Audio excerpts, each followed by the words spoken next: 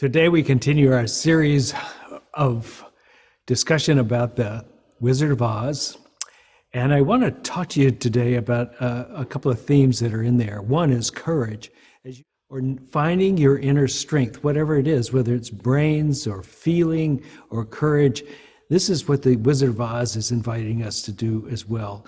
To look within and say, the very thing I have been wanting exists in me already. It's always been in here. I just need to access it.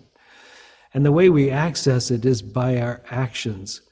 And typically, especially when it comes to courage, it means stepping out of our comfort zone into some adventure, some action, some statement in public, some self-expression of some type. We don't know if we'll succeed. We don't know if we'll be accepted. We don't know if we'll be liked, but we do it anyway. And in stepping out of the fear or the safe zone and into the place of danger or vulnerability, we expose ourselves to the possibility of being rejected, being hurt, or failing. But there is no courage. There's nothing that relates to the word courage that doesn't come with the risk of loss. This takes courage.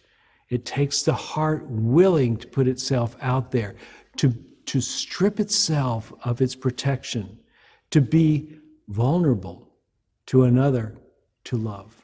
The fears that we have around vulnerability can be mitigated by just letting yourself open up completely, by taking not just small and modest steps, but by being bold in your expression of yourself, in your honesty, in your simplicity of this is who I am. And I think that's what courage looks like. It's when we take that big step out there and we become the lion in the moment in which we own who we are as we are.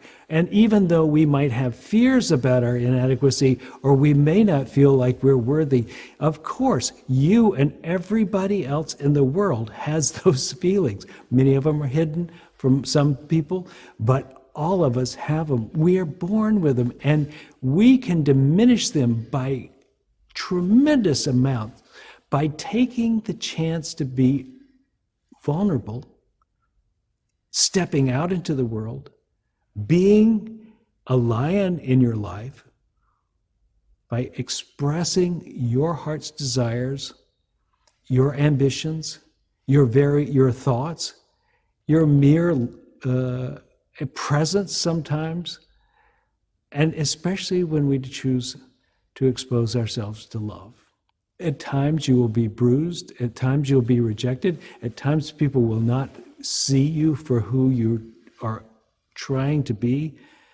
Sometimes they will look at you and project upon you things that aren't true about you. Sometimes they'll look upon you and see you as you are and go, that's not what I'm looking for. Yes, all these things can happen when we put ourselves out into the world.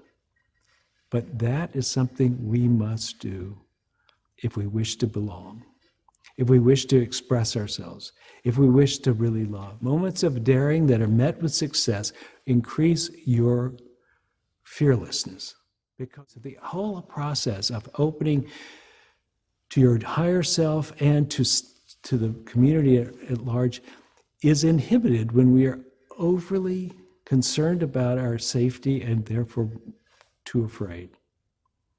So, practicing taking courageous steps is part of the process of making it possible for you to live in community and to feel like you belong. And so one of the primary things that we can do to feel like we belong is contribute. And that desire for belonging is enormous. It is not a small thing. It is not something that we think we can take or leave. It is built into the DNA of being a human being. When our brains, which are wired for belonging, are not adequately given the signals that you do belong, it's distressing. And the way to belong, other than contribution, is by vulnerability. This vulnerability, this self-exposure, while it may not feel comfortable at the beginning, is often a way for others to identify with us, to allow us in to their group because they recognize, oh, here's somebody like me. But when we can find a community that actually lifts us up, that continually points us in the direction of wholeness instead of in the direction of separation from others, I think we have found a group that brings out the best in us, that we identify with as belonging, but also we can bring our gifts to it. And belonging, real true belonging, is not just being with people. It's knowing that if something should happen to you, somebody will be there, interested in what's happening, make an effort to make it better for you, stand with you in your struggle. That's what belonging is. And so let's choose wisely our groups, the ones we choose to be with. Choose our friends wisely. See if they can respond to our vulnerability in a positive way, to know where it's safe to do it. But don't be too cautious. Without taking a chance, there's no chance you can win. So we must bring ourselves with wisdom and with discernment to when and where to be vulnerable, but being vulnerable is mandatory for coming into self-acceptance and finding yourself deeply embedded in a group. So this whole idea of courage, coupled with wisdom, is what will allow us to come home to ourselves and to realize that we are safe in this world and that the divine, which is everywhere present, is flowing through our lives in so many beautiful ways that we are realizing that the whole world is working in our favor.